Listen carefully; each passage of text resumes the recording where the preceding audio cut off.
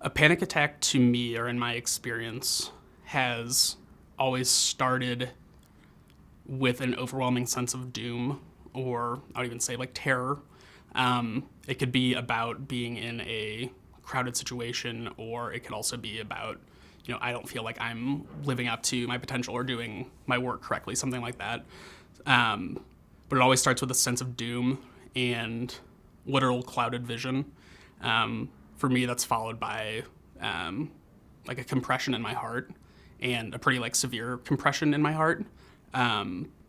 And then I get to a point where I feel literally locked. Like even if I wanted to move my arms or my legs or walk away from a situation, that I couldn't. And it only feels like all these symptoms are getting worse and worse, even if it only lasts overall for a minute or 2 minutes of like being in the thick of a panic attack. I still have that fright or fight or flight mentality, but I can't act on it. And you feel like if I can't act on that, then I'm going to die. Like this is where I'm going to die.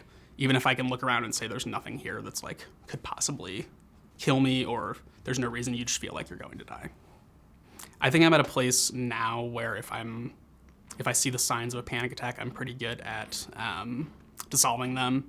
I would say just overall with the tool set that I have of handling my anxiety and my panic attacks, that's not something that I had from day one. Obviously, we had to build towards it, and it's something that I was told, when you're in the middle of one of these, try these things, even though it's hard. Like you can't convince yourself to do anything other than just be scared in the moment.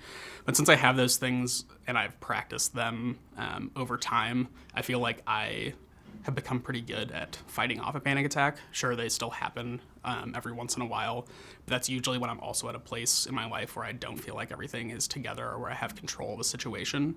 But if I'm sitting at home and I might have gotten a panic attack a few years back over not meeting a deadline at work or something like that, I'm at the point now where I think I can see the warning signs and kind of thwart them before it gets to the point where I feel, like I said, this overwhelming sense of doom, where it's not life-threatening if you don't turn something in, because that isn't literally something that could threaten your life. Right.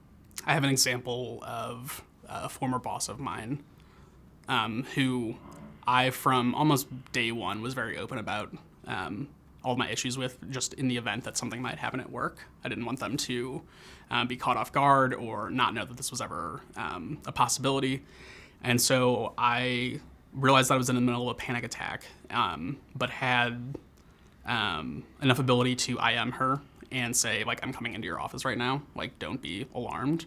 And she was actually on a conference call, and like being the awesome person that she was, ended her call immediately because she like knew what was about to happen. And she asked, like, do you need me to do anything for you right now? And I said, I just need to be like with someone else. And so I sat in a corner across from her, and she sat at her desk, and neither of us talked. I didn't say anything, but I like realized I just needed to be by someone. I didn't need them to say anything to me, but I just needed to be by someone else who was grounded at the time, who clearly was not experiencing the panic that I was experiencing. And eventually that got me to a place where like I could mirror her feelings in that situation, since she was calm and collected, and I was just trying to like get myself to that place.